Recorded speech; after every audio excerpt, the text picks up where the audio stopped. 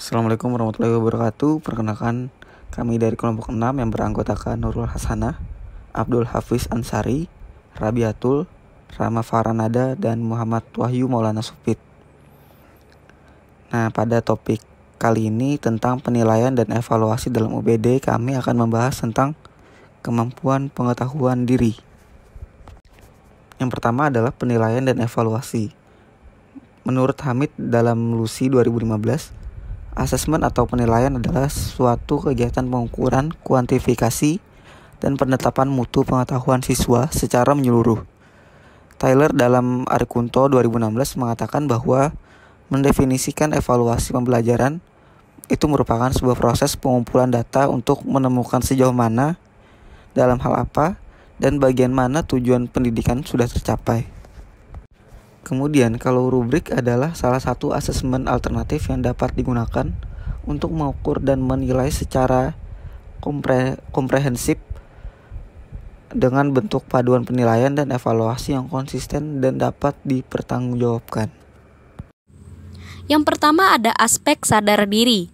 Menurut Goleman tahun 1999, sadar diri adalah mengetahui apa yang kita rasakan pada suatu saat dan menggunakannya untuk memandu pengambilan keputusan diri sendiri. Memiliki tolak ukur yang realistis atas kemampuan diri dan kepercayaan diri yang kuat. Adapun indikator sadar diri, yang pertama, peserta didik mampu mengenali perasaan dan perilaku dirinya sendiri. Kedua, peserta didik mampu memahami kekurangan dan kelebihan diri sendiri. Ketiga, peserta didik mampu memahami dirinya dalam bertindak kritis terhadap informasi yang diperolehnya. Berikut merupakan rubrik penilaian sadar diri berdasarkan 3 indikator yang telah disebutkan sebelumnya, di mana terdapat rentang skor yang diberikan berdasarkan kualitas jawaban dari peserta didik. Rentang skor terendah terdapat pada angka 1, sedangkan rentang skor tertinggi terdapat pada angka 3. Kemudian metakognitif. Metakognitif ini diartikan sebagai pengetahuan yang dihasilkan oleh seseorang dari proses atau aktivitas yang dilakukannya. Nah, metakognisi itu berhubungan dengan kesadaran seseorang tentang cara berpikirnya sendiri. Kesuksesan seseorang dalam memecahkan masalah antara lain sangat bergantung pada kesadarannya tentang apa yang mereka ketahui dan bagaimana dia melakukannya. Kemudian pada metakognitif, indikatornya yang pertama adalah peserta didik menyadari proses berpikir dan mampu menggambarkannya. Yang kedua, peserta didik mengembangkan pengenalan strategi berpikir. Yang ketiga, peserta didik merefleksi prosedur secara evaluatif. Yang keempat, peserta didik mentransfer pengalaman, pengetahuan, dan prosedural pada konteks lain. Nah, yang kelima, peserta didik menghubungkan pemahaman konseptual dengan pengalaman. Kemudian adalah rubrik penilaian metakognitif. Nah, ini dari indikator tersebut, maka ditarik rubrik penilaian seperti berikut.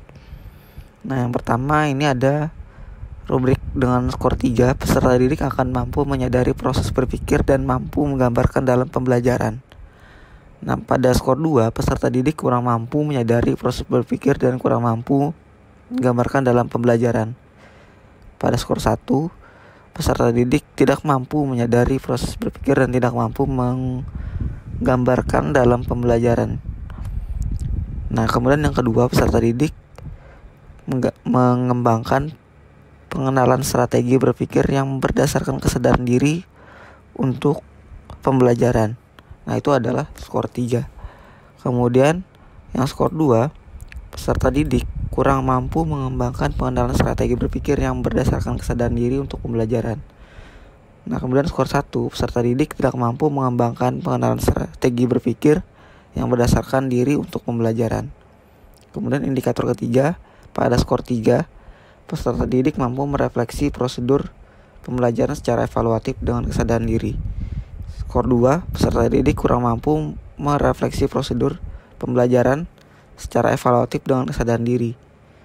Yang ketiga, skor 1, peserta didik tidak mampu merefleksi prosedur pembelajaran secara evaluatif dengan kesadaran diri.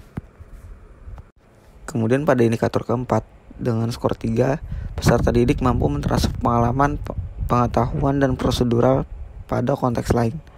Kemudian skor 2, peserta didik kurang mampu mentransfer pengalaman, pengetahuan, dan prosedural pada konteks lain.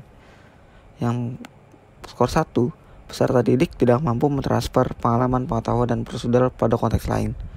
Kemudian indikator kelima, pada skor 3, peserta didik mampu menghubungkan pemahaman konseptual dengan pengalaman.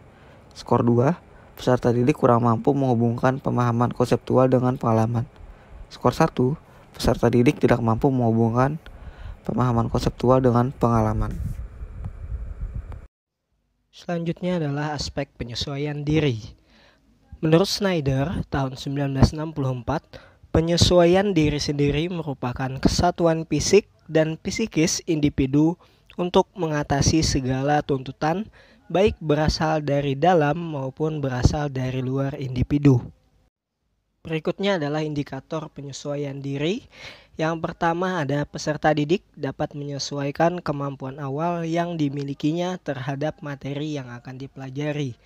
Yang kedua, peserta didik mampu mengatasi permasalahan belajar yang dihadapinya. Yang ketiga, peserta didik mampu menyesuaikan cara belajar dan gaya belajarnya sendiri. Yang keempat, peserta didik mampu menyesuaikan dirinya di dalam kelas. Lalu yang terakhir, peserta didik mampu menerima kritikan dan mampu menghargai perbedaan pendapat. Berikutnya adalah rubrik penilaian penyesuaian diri, di mana untuk rubrik ini sendiri terbagi menjadi 3 poin penilaian. Untuk yang pertama, peserta didik dapat menyesuaikan kemampuan awal yang dimilikinya terhadap materi yang akan dipelajari dan mampu menjelaskannya dengan baik. Ini akan memperoleh 3 poin. Peserta didik dapat menyesuaikan kemampuan awal yang dimilikinya terhadap materi yang akan dipelajari, namun tidak dapat menyampaikannya dengan baik, maka akan memperoleh 2 poin. Peserta didik dapat menyesuaikan kemampuan awal yang dimilikinya terhadap materi yang akan dipelajari dan tidak mampu untuk menyampaikannya dengan baik, maka akan memperoleh 1 poin. Berikutnya, peserta didik mampu mengatasi permasalahan belajar dengan menyesuaikan kemampuan belajar yang ada di dalam dirinya. Itu akan memperoleh 3 poin. Peserta didik tidak mampu mengatasi permasalahan belajar, namun dapat menyesuaikan kemampuan belajar yang ada di dalam dirinya. Akan memperoleh 2 poin. Peserta didik tidak dapat mampu mengatasi permasalahan belajar dan tidak dapat menyesuaikan kemampuan belajar yang ada di dalam dirinya, maka akan mendapatkan 1 poin. Selanjutnya, peserta didik mampu menyesuaikan cara belajar dan gaya belajar yang paling efektif untuk dia gunakan pada proses pembelajaran. Akan memperoleh 3 poin. Peserta didik mampu menyesuaikan cara belajar atau gaya belajar yang paling efektif untuk dia gunakan. Akan memperoleh 2 poin. Lalu selanjutnya, peserta didik tidak mampu menyesuaikan cara belajar dan gaya belajar yang paling efektif untuk dia gunakan pada proses pembelajaran. Itu akan mendapatkan 1 poin. Indikator keempat, peserta didik mampu menyesuaikan dirinya di dalam kelas dan mampu menjalin hubungan baik dengan semua orang di kelas. Akan memperoleh 3 poin.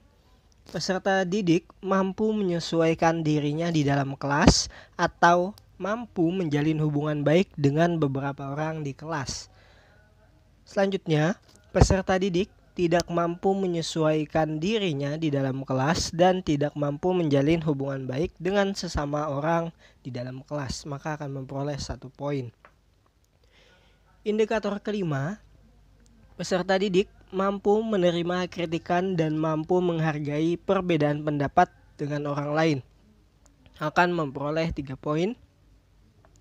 Peserta didik mampu menerima kritikan atau mampu menghargai perbedaan pendapat dengan orang lain, akan memperoleh 2 poin. Lalu selanjutnya, peserta didik tidak mampu menerima maupun menghargai perbedaan pendapat dengan orang lain, maka akan memperoleh 1 poin. Selanjutnya yaitu reflektif, yaitu kemampuan reflektif atau berpikir reflektif adalah sebuah kemampuan seseorang dalam menyeleksi ilmu pengetahuan yang telah ia miliki. Ilmu tersebut tersimpan rapi dalam memorinya dan dapat digunakan untuk menyelesaikan sebuah permasalahan yang dihadapi demi mencapai tujuan tertentu. Adapun indikator dari berpikir reflektif yaitu yang pertama, peserta didik mampu menyebutkan apa saja yang ditanyakan dalam soal. Yang kedua, peserta didik mampu menyebutkan apa yang diketahui. Yang ketiga, peserta didik mampu menyebutkan hubungan antara ditanya dengan yang diketahui. Yang keempat, yaitu peserta didik mampu menjelaskan apa yang diketahui sudah cukup untuk menjawab yang ditanyakan. Dan yang terakhir, yaitu peserta didik mampu menjelaskan jawaban pada permasalahan yang pernah didapatkan.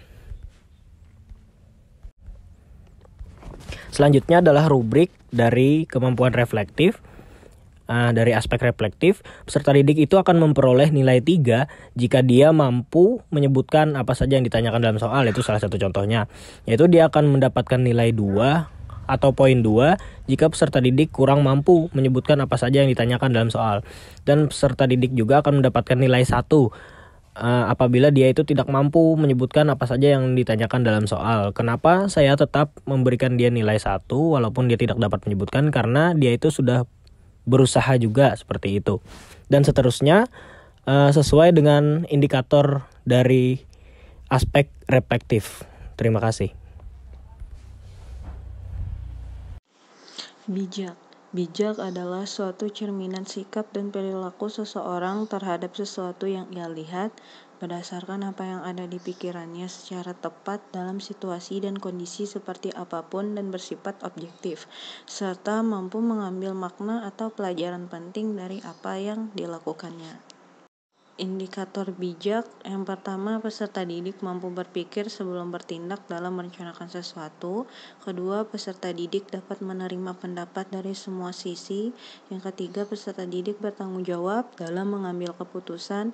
Keempat, peserta didik mampu menerima dan belajar dari kesalahan. 5, peserta didik mampu merencanakan sesuatu secara hati-hati. 6, peserta didik mampu mengambil keputusan yang tepat. Berikut rubrik penilaian bijak. Skor 3 apabila terdapat 6 indikator yang dijalankan. Skor 2 apabila terdapat 4 indikator yang dijalankan. Skor 1 apabila hanya 2 indikator yang dijalankan. Berikut adalah hasil revisi yang kami buat. Berikut adalah contoh permasalahan dalam aspek sadar diri. Contoh soalnya adalah analisislah perubahan lingkungan, penyebab dan dampaknya bagi kehidupan. Selanjutnya berikan upaya Anda sebagai peserta didik terkait cara melestarikan lingkungan sekitar. Untuk skor 3 atau sangat baik, ini peserta didik mampu mengenali perasaan dan perilaku diri sendiri terkait terjadinya perubahan lingkungan, penyebab dan dampaknya bagi kehidupan, serta memberikan upaya dalam menjaga dan melestarikan lingkungannya. Kemudian yang skor 2 atau baik, ini peserta didik mampu mengenali perasaan dirinya sendiri terkait terjadinya perubahan lingkungan, penyebab dan dampaknya. Namun perilakunya masih menunjukkan kurang peka dalam menjaga dan melestarikan lingkungan.